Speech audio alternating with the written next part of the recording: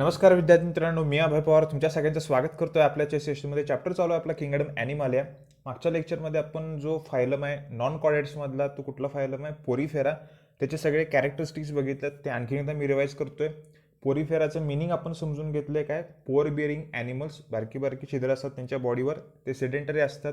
त्यानंतर बेसिक जे कॅरेक्टर्स असतात mostly aquatic, marine water, fresh water, हे आपल्याला माहिती आहे. फक्त त्यातला एक नीटच्या पॉईंट ऑफ व्ह्यूने एक MCQचा क्वेश्चन आहे, तो व्यवस्थित लक्षात ठेवा. स्पॉन्जिला हा जो आहे तो कसा आहे, फ्रेश वॉटर आहे, त्यामुळे हा बऱ्याच वेळेला क्वेश्चन पडला आहे, त्यामुळे ते जरा माहीत पाहिजे. युप्लेक्टेला असू दे किंवा बाकीचे जे काही स्कायफा असू दे, ते जरा असे एक्झाम्पल व्यवस्थित लक्षात ठेवा. त्यानंतर आपण कॅरेक्टर्स बघितलेले की तो त्याचा जो बॉडी प्लॅन होता तो कसा होता, cell aggregate type of body plan. त्यानंतर आपण लेअर बघितलेला, आउटर पिनॅकोडर्म, आउटर काय इनर काय होतं तर कोॲनोडर्म. आता एक स्पेशल सेल्स असतात पोरीफेरामध्ये, कोॲनोसाइट्स, व्यवस्थित लक्षात ठेवा, किंवा त्याला कॉलर सेल्स म्हणतो आपण. असा सुद्धा क्वेश्चन कधी कधी पडत असतो. कोॲनोसाइट्स असलेला स्पेसिफिक सेल प्रेझेंट असलेला कुठला फायलम आहे, त्यामुळे ते सुद्धा माहीत पाहिजे आपल्याला. कोॲनोसाइट्स किंवा कॉलर सेल्स स्ट्रक्चर सुद्धा आपण त्याचं बघितलंय.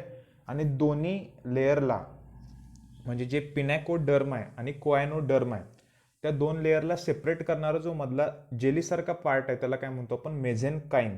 हा शब्द व्यवस्थित लक्षात ठेवा. असिलोमेट्स आहेत. त्यानंतर सगळ्यात महत्त्वाचं, हे डिप्लोब्लास्टिक सुद्धा नाहीत, ट्रिप्लोब्लास्टिक सुद्धा नाहीत, पण काही काही पुस्तकात चुकीचं दिलं की ते डिप्लोब्लास्टिक आहेत. ज्या काही लेयर्स आहेत, म्हणजे कोॲनोडर्म आणि पिनॅकोडर्म, या लेअर लक्षात ठेवा, टिश्यूपासून तयार झाले नाही, त्याचं लेअर म्हणून आहेत, त्यामुळे ते पॉईंट जरासं व्यवस्थित लक्षात ठेवा. त्यानंतर आज जो आपण नवीन फायलम चालू करणार आहे, सेकंड फायलम आहे, फायलमचं नाव आहे तर निडारिया. निडारिया किंवा त्याचं प्रोनाऊन्सिएशन नायडारिया सुद्धा करतात, पण निडारिया जरासं कॉमन आहे. पण तुम्हाला एक शब्द गेला असेल दुसरा, त्याला आणखीन एक शब्द आपण वापरतो, सिलेंटेराटा. काय काय सिलेंट्राटा असा उच्चार करतात, सिलेंटेराटा त्याचं करेक्ट प्रोनाऊन्सिएशन आहे. आता युजली काय व्हायचं की जे सिलेंटेराटा आहे त्यामध्ये दोन प्रकारचे ॲनिमल्स आपण कन्सिडर करत होतो. एक म्हणजे हे जेलीफिश सारखे असणारे, ते म्हणजे जे निडारियामध्ये आहेत ते. आणि त्यानंतर जो थर्ड आपला फायलम आहे टिनोफोरा, तो आत्ता नवीन सिलेबसमध्ये ॲड केला आहे, जुन्या सिलेबसमध्ये नव्हता इतका.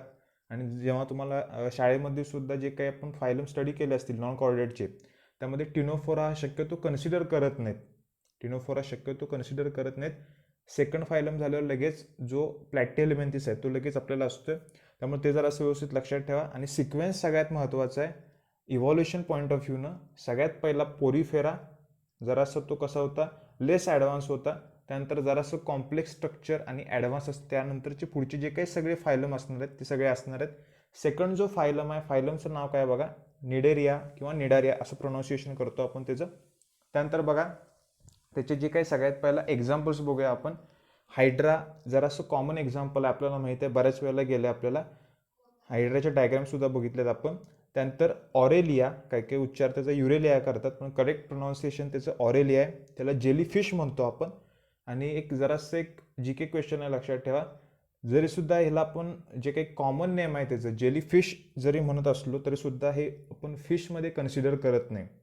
कारण जर ओव्हरऑल आपण क्लासिफिकेशन बघितलं ॲनिमल किंगडमचं, तर जे कॉर्डेटा आहेत त्यामध्ये आपण कन्सिडर करत असतो, म्हणजे एक क्लास तुम्हाला माहीत असेल पायसेस किंवा ॲम्फिबिया, रेप्टिलिया, जे काही मॅमल्स असतात त्या पायसेसमध्ये आपण फिश परत कन्सिडर करत असतो. पण इथं लक्षात ठेवा, जेलीफिश जरी फिश असला, तिथं शब्द जरी फिश असला तरीसुद्धा आपण तो कुठल्या फायलममध्ये कन्सिडर करतोय, निडेरिया. त्यामुळे ते जरा व्यवस्थित लक्षात ठेवा.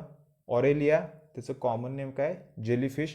त्यानंतर सेकंड बघा फायसेलिया, त्याला पोर्तुगीज मॅन ऑफ वॉर म्हणतो आपण, कारण ते त्याचे दोन त्याचं मिनिंग सांगितलेलं असतं. एक म्हणजे ते पोर्तुगीजच्या हॅटसारखं दिसत असते, पण त्याचं करेक्ट तसं बघायला गेलं तर जे काही पोर्तुगीज किंवा खलाशी जे काय असतं मग आपण शब्द वापरतो, त्यांचा जो काही शिप असतं ते कसं सडनली ॲपियर किंवा डिसॲपियर होत असतं, त्यामुळं त्याला आपण तसा शब्द वापरतो. पुढं आपण डायग्राम बघणारच आहे, इमेज बघणार आहे फायसेलियाची.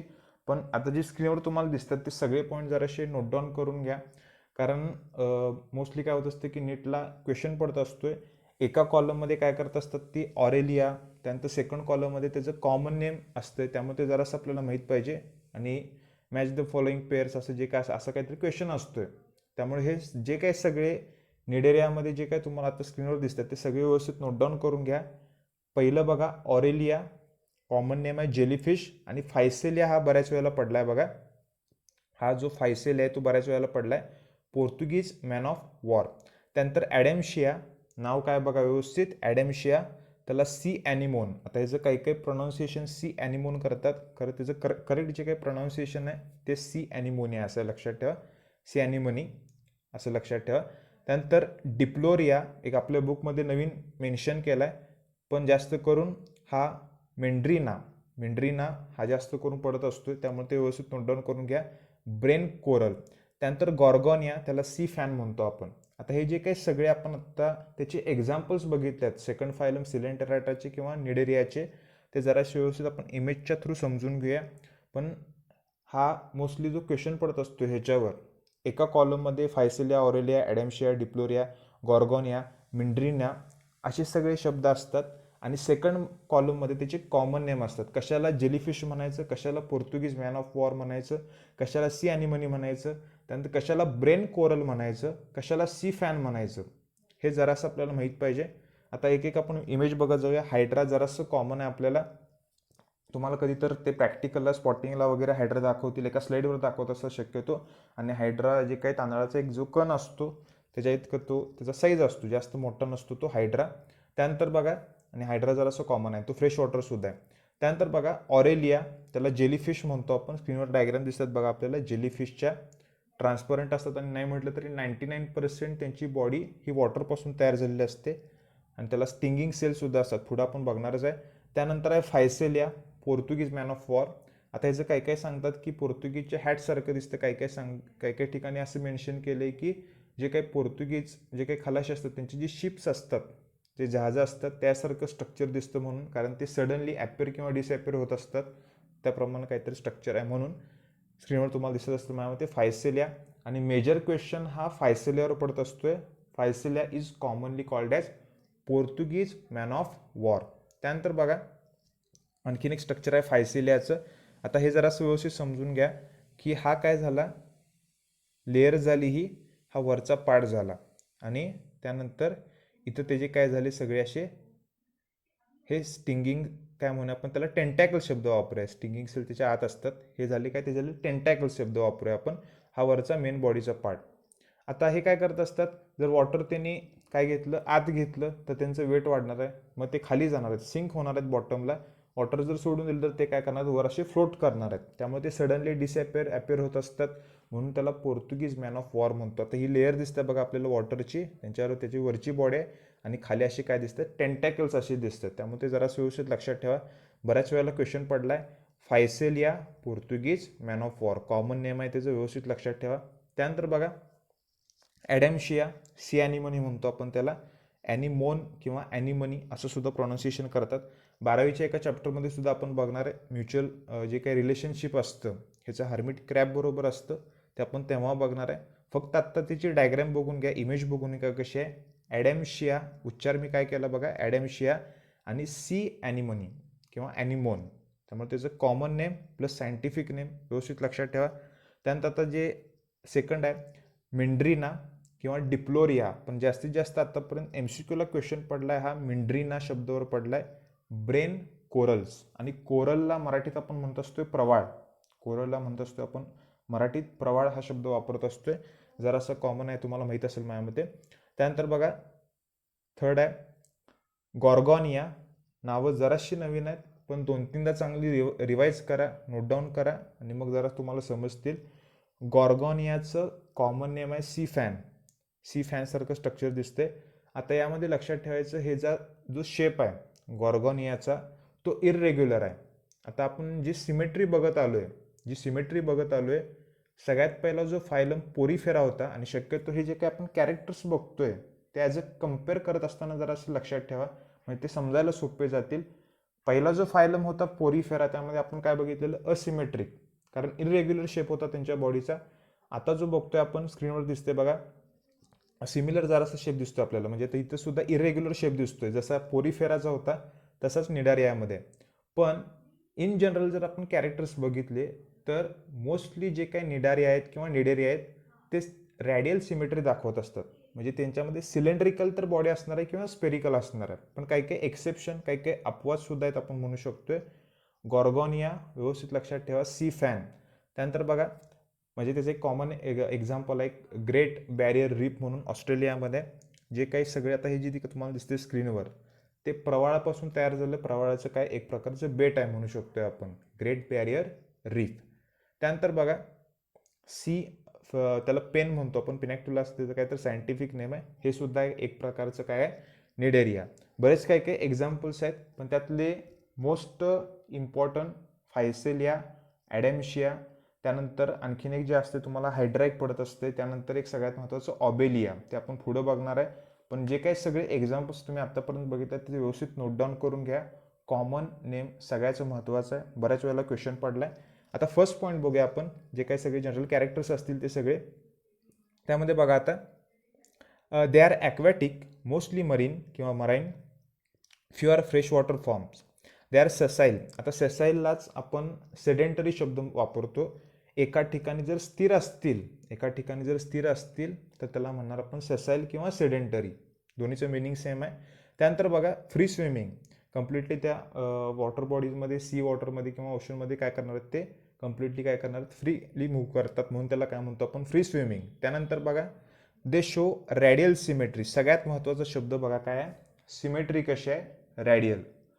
जो पहिला आपण फायलम बघितलेला पोरीफेरा, त्यामध्ये सिमेट्री कशी होती तर एसिमेट्रिक होते सगळे.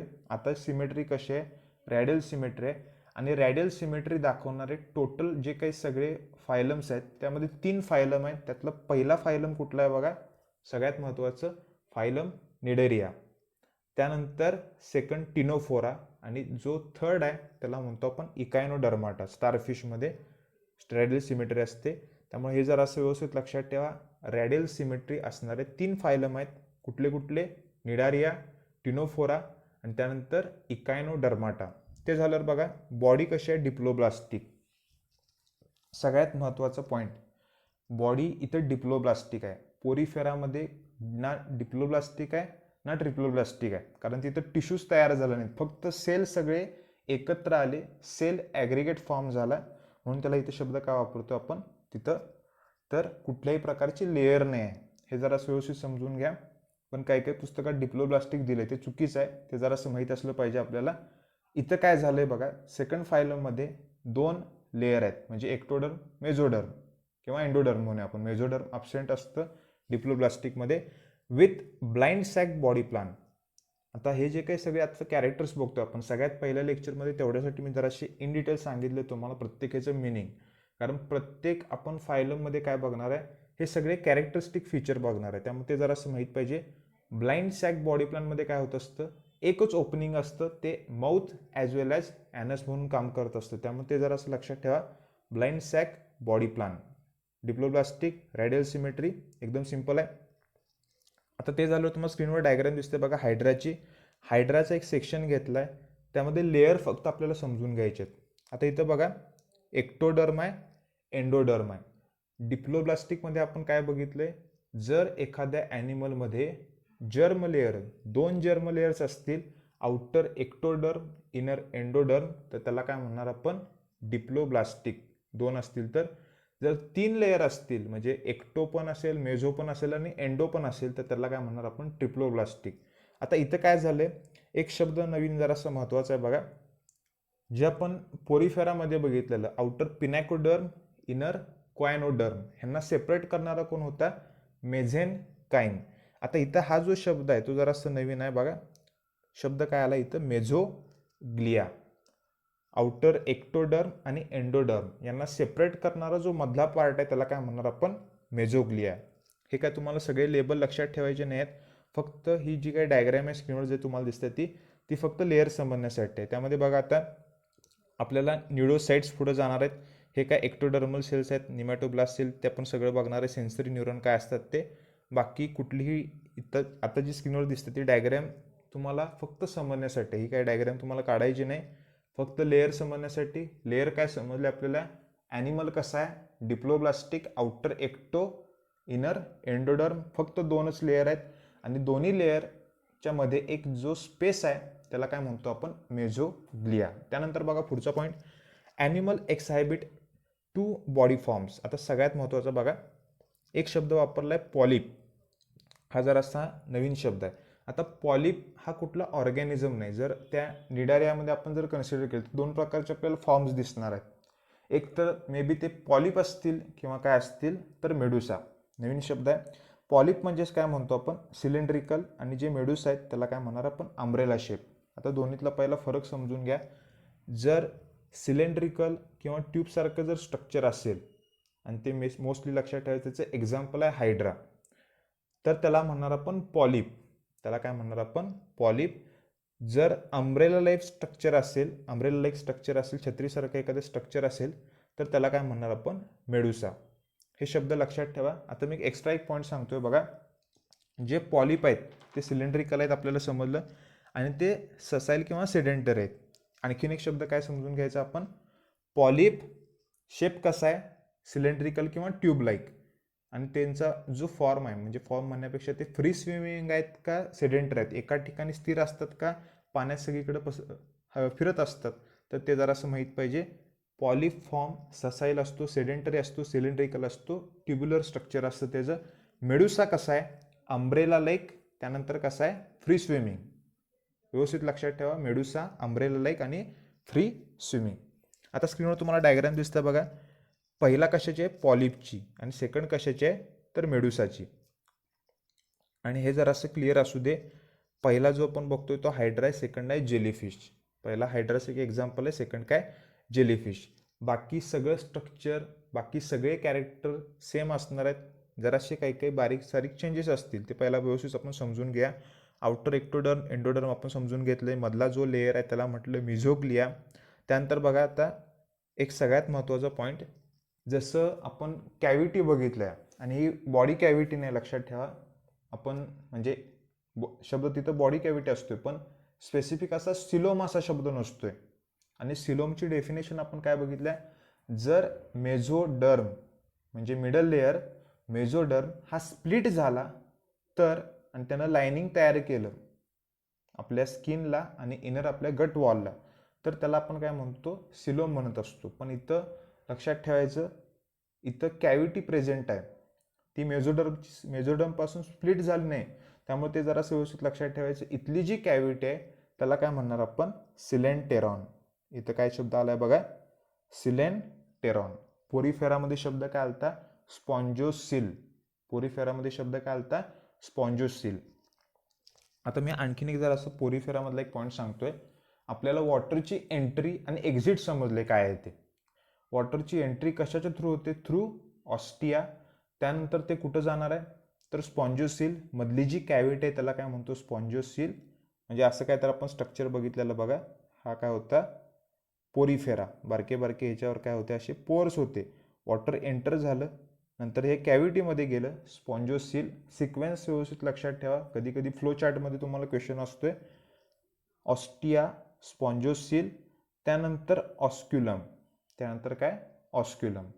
ऑस्टियाच्या थ्रू एंट्री, ऑस्क्युलमच्या थ्रू एक्झिट. हा सिक्वेन्स व्यवस्थित लक्षात ठेवा. आणि चांगले आपण एक जरासा व्हिडिओ बघितला त्यामुळे जराशा काही काही गोष्टी चांगल्या क्लिअर झाल्या असतील तुमच्या.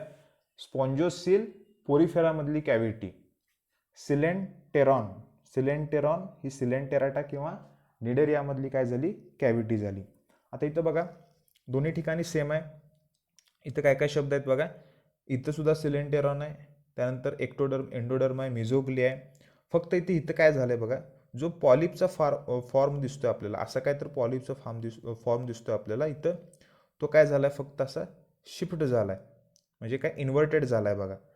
आणि असं काय तर स्ट्रक्चर तयार झाले, असं काय तर स्ट्रक्चर तयार झाले.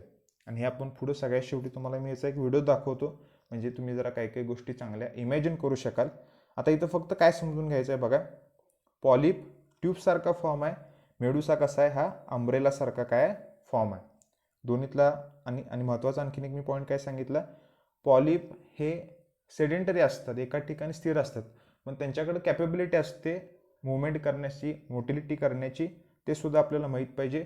युजली ते सेडेंटरी असतात पण त्यांच्याकडे कपॅसिटी आहे ती जागा सोडून जाण्याची, त्यामुळे ते जरासं क्लिअर असू दे. सिलेंटेरॉन एक नवीन शब्द आहे.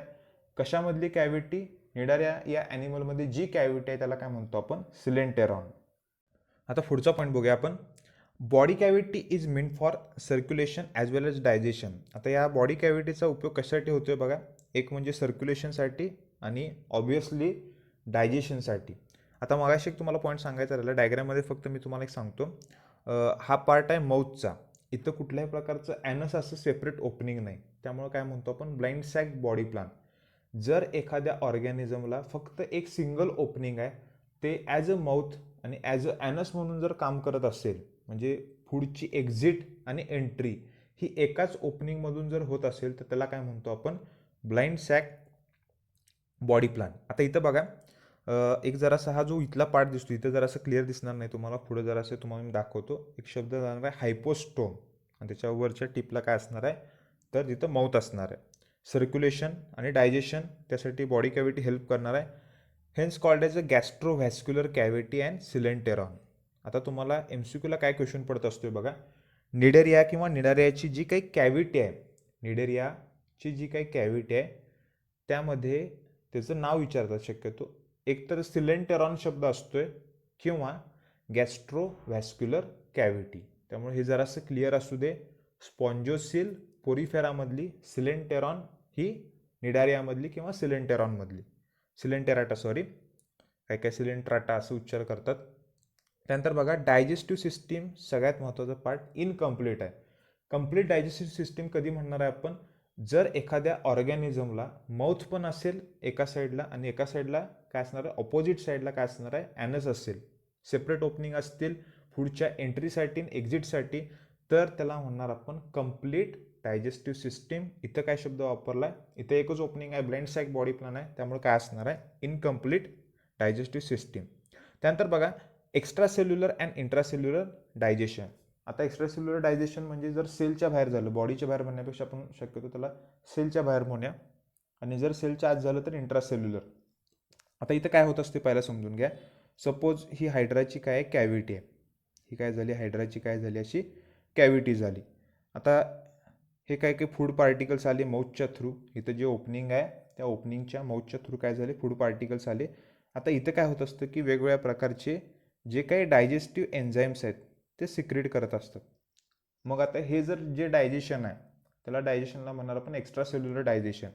सपोज एखादा सेल आहे अमिबासारखा असं काय, तर त्या अमिबासारख्या सेलनं काय केलं, एखाद्या फूड पार्टिकलला असं इनगल्फ केलं, मग ते डायजेशन कुठं झालं, सेलच्या आत झालं. फूड व्हॅक्युल्स म्हणून शब्द आपण वापरतो.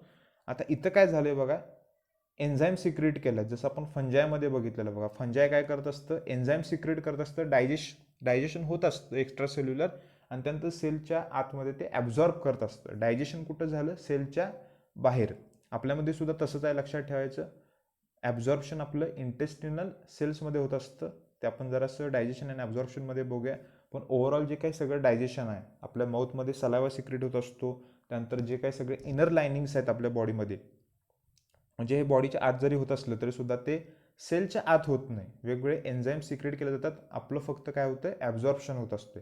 जर तुम्हाला आठवत असेल, मी फंजामध्ये सुद्धा तुम्हाला एक्स्ट्रा सेल्युलर आणि इंट्रासेल्युलर सांगितले, फक्त तिथं बॉडी शब्द वापरला आहे जरासं सिम्पल करण्यासाठी. पण प्रॉपर त्याचं काय लक्षात ठेवायचं, एक्स्ट्रा सेल्युलर म्हणजे सेलच्या बाहेर, इंट्रासेल्युलर म्हणजे सेलच्या आत. हा सपोज कन्सिडर करा सेल आहे, आणि सेलच्या बाहेर जर डायजेशन झालं तर ते एक्स्ट्रा, सेलच्या आत झालं तर त्याला काय म्हणणार आपण, इंट्रासेल्युलर डायजेशन.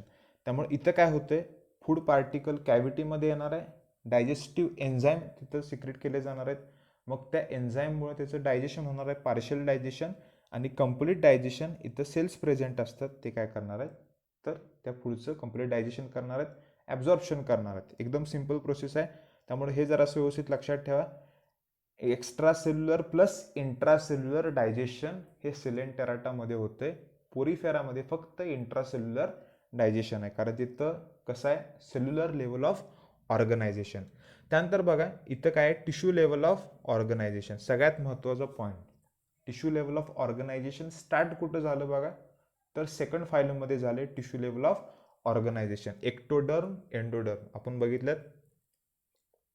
त्यानंतर बघा पुढचा पॉईंट, टेंटॅकल्स बियर्स निडोब्लास्ट. आता जसं ह्याच्यामध्ये आपण बघितलंय, जे पोरिफेरा होते त्यामध्ये एक स्पेशलाइज्ड सेल होते, त्याला म्हटलेलं आपण कॉलर सेल किंवा कोयनोसाइट्स, ते सेल होते. तसंच निडोब्लास्ट किंवा निडोसाइट्स जर शब्द असेल तर ते स्पेशल सेल कोणामध्ये असणार आहे, सिलेंटेराटामध्ये किंवा निडेरियामध्ये. निडोब्लास्ट त्यावरनं शब्द आला तो, त्याला म्हणतो आपण स्टिंगिंग सेल. त्याला काय म्हणतो आपण, स्टिंगिंग सेल. त्याचं फंक्शन बघा, अँकरेज, ऑफेन्स अँड डिफेन्स, तिन्ही पण फंक्शन व्यवस्थित लक्षात ठेवा. निडोब्लास्टचे किंवा निडोसाइड्सचे. आणि निडोसाइड्स किंवा निडोब्लास्ट हे स्पेशलाइज्ड कॅरेक्टरिस्टिक फीचर आहे कुठल्या फायलमचं, तर सेकंड फायलम सिलेंटेराटा. त्यानंतर बघा, निडेरियन्स रिप्रोड्यूस बोथ एसेक्शुअली अँड सेक्शुअली, दोन्ही पण प्रकारचं रिप्रोडक्शन आपल्याला त्यांच्यामध्ये दिसून येते. आता सगळ्यात पहिला आपण हे जे काही निडोब्लास्ट आहे ते समजून घ्या. सेलला म्हणायचं निडोसाइट. निडोसाइट म्हणजे निडलसारखे एखादे स्ट्रक्चर असतात, स्टिंगिंग सेल्स असतात, ते अँकरेजला हेल्प करत असतात. म्हणजे त्याला काय म्हणतो आपण मराठीत, काहीतरी शब्द वापरतो, ते जरा आठवत नाही मला, मी आठवलं सांगतो. अँकरला ते एखादे जहाज किंवा एखादी नाव जर एका ठिकाणी स्थिर ठेवायची असेल तर त्यामध्ये ते अँकर असं हुकसारखं स्ट्रक्चर असते, तो टाकत असतात. कधी तर तुम्ही बघितलं असेल मे बी, त्याला अँकर म्हणतो आपण एका ठिकाणी स्थिर राहण्यासाठी. तसंच या सगळ्या ॲनिमल्समध्ये सुद्धा आहे. सेकंड, डिफेन्स आणि फूड कॅप्चरिंगला सुद्धा ते हेल्प करत असते. म्हणजे एखादा जर ऑर्गॅनिझम त्यांच्याकडं ॲज अ प्रे म्हणून बघत असेल, दुसरा तो प्रेडेटर असेल, तर त्याला ते स्टिंग करत असतात, प्रोटेक्शनसाठी हेल्प करत असतात, डिफेन्ससाठी हेल्प करत असतं. आणि जर एखादं फूड असेल त्यांच्यासाठी, जर एखादं प्रे असेल तर ते कॅप्चर करायला सुद्धा हे काय करत असतात, हेल्प करत असतात. स्पेशलाइज्ड सेल निडोसाइट किंवा निडोब्लास्ट. कुठला फायलम सिलेंटेराटा किंवा निडारिया, व्यवस्थित लक्षात ठेवा. आता इथं काय होते, फक्त प्रोसेस मी समजण्यासाठी सांगतो, तुम्हाला तेवढं इन डिटेल विचारत नाहीत. आणि ही डायग्रॅम तुम्हाला काढायला नाही आहे, फक्त समजून घ्यायला, व्यवस्थित लक्षात ठेवा. पुस्तकात थोडीशी काहीतरी दुसरी डायग्रॅम आहे, हे फक्त समजण्यासाठी. आता इथं काय बघावं काय होतं, नॉर्मल कंडिशनमध्ये काय होणार आहे, इथं एक प्रकारचं कॅप्सूल असते, इथं एक प्रकारचं ऑपरक्युलमसारखं काय असते, कॅप्सूल असते. म्हणजे एक प्रकारचं लीड आहे, फक्त लक्षात ठेवा, एक प्रकारचं काय आहे, लीड आहे ओपनिंग क्लोज करण्यासाठी. आता जर एखादा सपोज एखादा कुठला तर ॲनिमल, तो मे बी प्रेडेटर असेल किंवा प्रे असेल, तर तो हा जो ट्रिगर दिसतोय आपल्याला इथं दिसतोय बघा, हा जो काही ट्रिगर आहे त्याच्या कॉन्टॅक्टमध्ये आल्यावर एक प्रकारचं स्टिम्युलस जनरेट होत असतोय. म्हणजे साधं सोपं लक्षात ठेवा, तुम्हाला कधीतरी एक्झाम्पल गेलं असेल की बोटाला जर सुई टोचली तर आपण हात काय करत असतोय, पाठीमागे घेत असतोय, किंवा हाताला जर बोटाला चटका वगैरे बसला तर, म्हणजे हा काय झाला, आपला स्टिम्युलस झाला. तो जो काही हीट असेल किंवा काय असेल तो स्टिम्युलस झाला आणि आपल्यामध्ये एक रिस्पॉन्स जनरेट होत असतोय. आपले जे काही सिग्नल्स आहेत, इम्पल्स आहेत, ते काय ते जनरेट होत असतात, ब्रेनकडे मेसेज जातो, लगेच काय होत असतो, आपण एक रिफ्लेक्स ॲक्शन करत असतो, हात लगेच पाठीमागे घ्यायची. तसंच काय होत असतं, इथं काय होतंय की त्या जे काही सेल्स आहेत, निमॅटोसाइट्स स्पेसिफिक, त्या जे काही आहेत त्यांना ट्रिगर करण्यासाठी इथं साईडला काय दिसतात आपल्याला, हे असे ट्रिगर दिसतात. त्याला स्पेसिफिक नावंसुद्धा आहेत, पण तितकं इन डिटेल तुम्हाला विचारणार नाहीत, त्यामुळे ते करायची गरज नाही. फक्त इथं समजून घ्यायचं, निमॅटोसिस्ट एक काहीतरी असं काहीतरी आहे जे डिफेन्सला, त्यांच्या प्रोटेक्शनला, त्यांच्या फूड कॅप्चरिंगला हेल्प करत असतात. एवढाच फक्त एक ऑर्गन आहे, एवढं लक्षात ठेवा. डायग्रॅम पुढची फक्त समजण्यासाठी आहे. आता हे नॉर्मल कंडिशनमध्ये आहे बघा, आणि जेव्हा एखादा ऑर्गॅनिझम या कॉन्टॅक्टमध्ये येतो तेव्हा इथून काय होत असतं की असं हे जे काही स्ट्रक्चर आहे निमॅटोसिस्ट, ते काय होत असतं बघा, निमॅटोसिस्ट काय होत असतं, असं त्याला स्टिंग करत असतं. तुम्हाला मी नंतर एक ह्याचं व्हिडिओ दाखवतो सगळ्यात शेवटी, म्हणजे जरा तुम्हाला काही काही गोष्टी क्लिअर होतील थोड्याशा. त्यानंतर बघा, asexual reproduction takes place by budding and regeneration. Regeneration म्हणजे आपल्याला माहिती आहे, बडिंग म्हणजे सुद्धा माहिती आहे. आणि जे आपण पोरीफेरामध्ये बघितले बघा, जेम्युल फॉर्मेशन, ते लक्षात ठेवायचं काय आहे, तर जसं आता सपोज आपण कन्सिडर केलं की हा पोरीफेरा आहे, मग ह्याला बड येत असतो, म्हणजे ते झालं एक्स्ट्रा सेल्युलर बडिंग. जर आतल्या साईडला जर बड झालं तर त्याला म्हणायचं इंट्रासेल्युलर. नंतर ते ऑस्क्युलमच्या थ्रू असं बाहेर जात असतं आणि ॲज अ इंडिव्हिज्युअल प्लांट म्हणून काय होत असतं, इंडिव्हिज्युअल ऑर्गॅनिझम म्हणून काय होत असतं, ग्रो होत असतं. म्हणजेच काय, काय म्हणूया आपण, एक्झोजिनस शब्द बरोबर आहे त्याला, एक्स्ट्रा सेल्युलर नाही, एक्झोजिनस बडिंग हे नॉर्मल झालं आपलं. जर एंडोजिनस बडिंग असेल तर त्याला काय म्हणणार आपण, जेम्युल फॉर्मेशन. जसं बड बाहेर येते बॉडीच्या, तसं बड फक्त काय झालं, आत झालं, तर त्याला म्हटलं आपण जेम्युल. त्यामुळे ते जरासं क्लिअर असू दे. आणि आय होप माझ्यामध्ये तुम्हाला जरासं डायरेक्ट आणि इनडायरेक्ट डेव्हलपमेंट समजलं असेल, जे मी एक्झाम्पल तुम्हाला सांगितलेत. जर एखादा ॲनिमल, एखादा ऑर्गॅनिझम वेगवेगळ्या स्टेजेसच्या थ्रू, म्हणजे एक लार्वा, प्युपा, म्हणजे थोडक्यात जर एखाद्या ऑर्गॅनिझममध्ये लार्व्हल स्टेज असेल, त्यानंतर ॲडल्ट स्टेज असेल, तर त्याला म्हणणार आपण इनडायरेक्ट डेव्हलपमेंट. जर एखादा यंग वन्स हा सेम त्यांच्या पॅरेंटसारखा दिसत असेल, मॉर्फॉलॉजिकली सिमिलर दिसत असेल, तर ती डेव्हलपमेंट काय झाली, डायरेक्ट. फक्त साईज कमी असतो, त्यामुळे ते जरा असं व्यवस्थित लक्षात ठेवा. विद्यार्थी बऱ्याच वेळेला यामध्ये कन्फ्यूज होत असतात, डायरेक्ट आणि इनडायरेक्ट डेव्हलपमेंट म्हणजे काय. त्यानंतर बघा पुढचा point, sexual reproduction by gamete formation आपल्याला माहितीच आहे.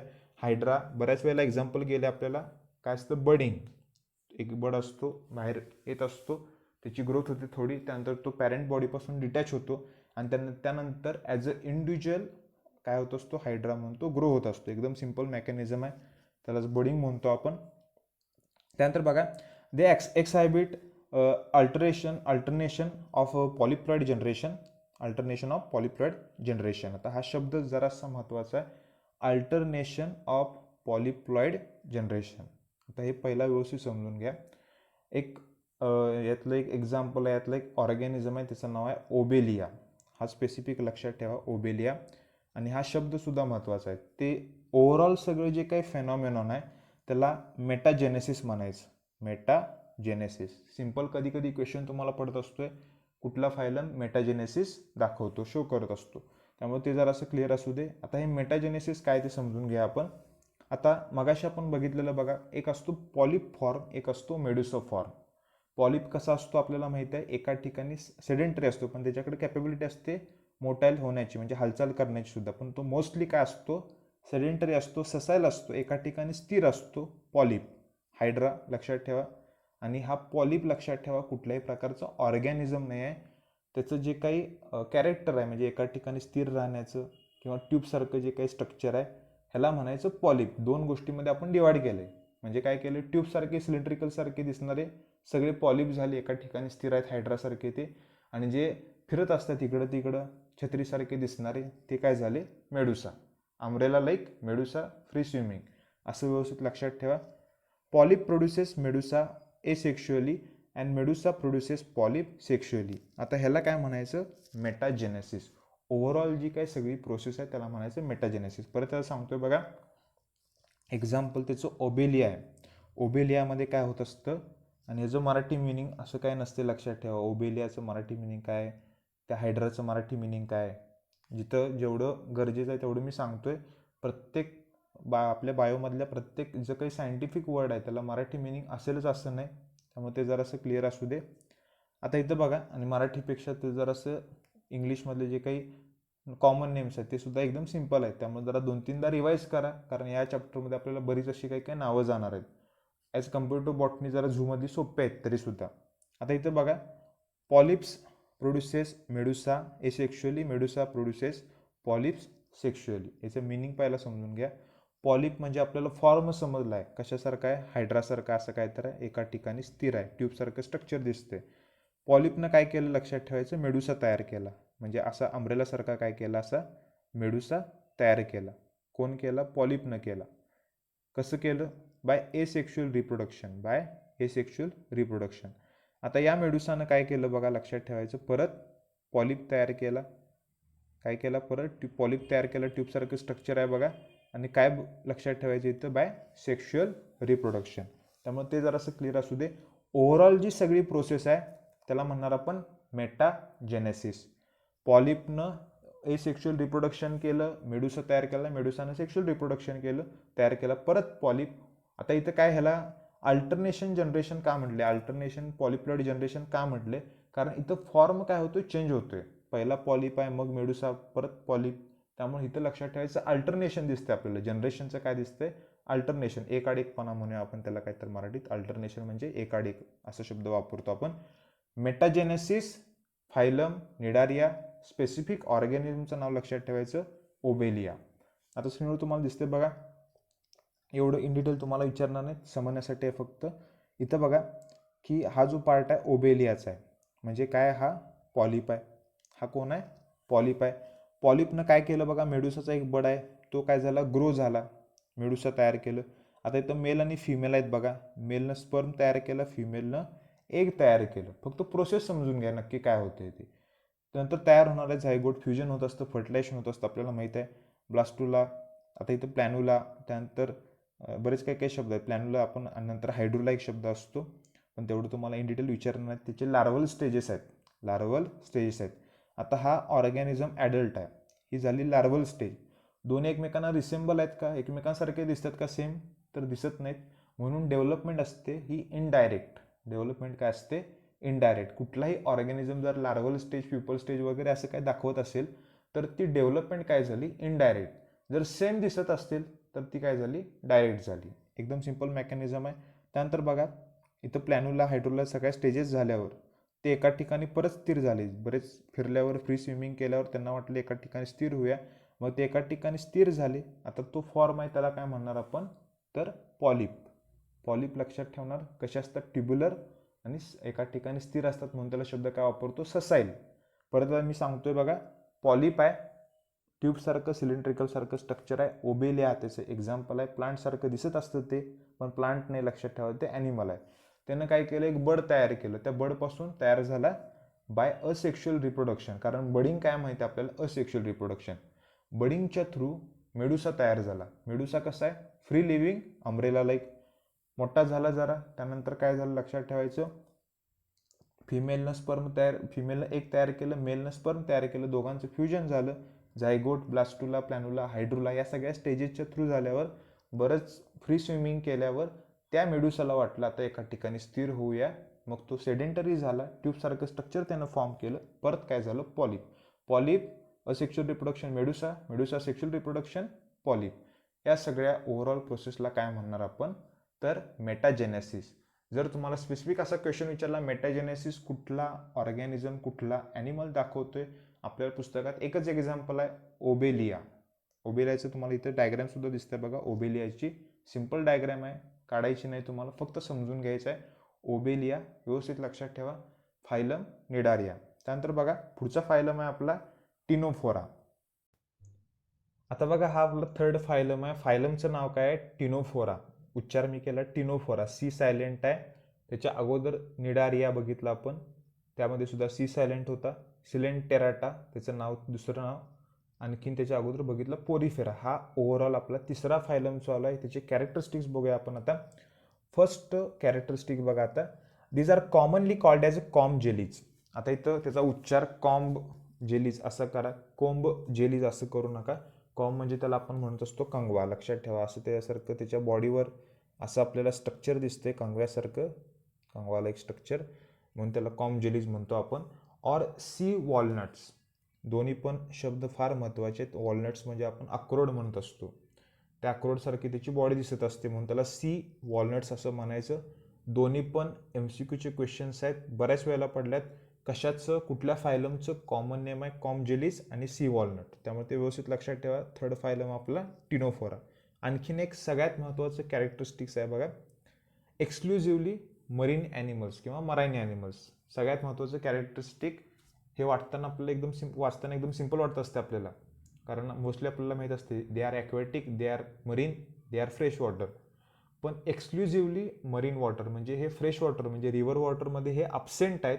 फक्त आणि फक्त कुठं प्रेझेंट असणार आहेत ते, तर मरीन वॉटरमध्ये. त्यामुळे ते व्यवस्थित लक्षात ठेवा. एक्सक्लुझिव्हली मरीन वॉटरमध्ये जर तुम्हाला विचारलं कुठला फायलम आहे, फायलम टिनोफोरा. त्यानंतर बघा फ्री स्विमिंग ॲनिमल, एका ठिकाणी स्थिर नसतात, फिरत असतात सगळीकडं. त्यानंतर बघा body is diploblastic. Second phylum diploblastic आहे, एक्टो आणि एंडोडर्म आहे. Symmetry, radial symmetry. व्यवस्थित लक्षात ठेवा. सिमेट्री कशी आहे, रॅडियल सिमेट्री. रॅडियल सिमेट्रीवाले दोन झालेत बघा आत्तापर्यंत. पहिलं निडारिया, आत्ता टिनोफोरा. तिसरा असतो इकायनोडर्माटा. त्यानंतर बघा ब्लाइंड सॅक बॉडी प्लॅन, एकच ओपनिंग आहे, माउथ आणि ॲनस सारखं काम करणार आहे, म्हणून त्याला म्हटलं आपण blind sac body plan. Animals have tissue level of organisation. Tissue level कोणाकोणामध्ये दिसून आलं आपल्याला, निडारियामध्ये सुद्धा, आणि आता कुठला फायलम आहे आपला, टिनोफोरा, त्यामध्ये सुद्धा टिश्यू लेवल आहे.